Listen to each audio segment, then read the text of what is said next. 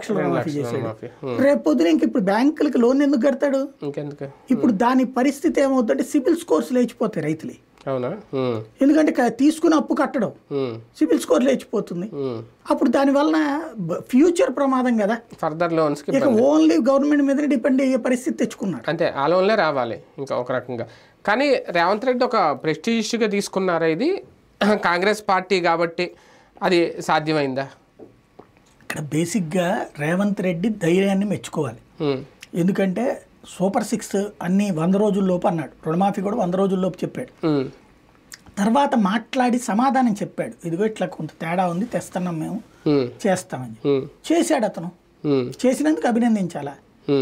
అది ఇద్దరు క్రెడిట్ అయింది. ఈవెన్ కర్ణాటక ప్రభుత్వం కూడా ఇట్లా చేయలేకపోయింది, మధ్యప్రదేశ్ ప్రభుత్వం చేయలే, రాజస్థాన్ ప్రభుత్వం చేయలే, కాంగ్రెస్ ప్రభుత్వాలు దేశంలో ఎక్కడా కూడా సంపూర్ణంగా చేయలేట్లా.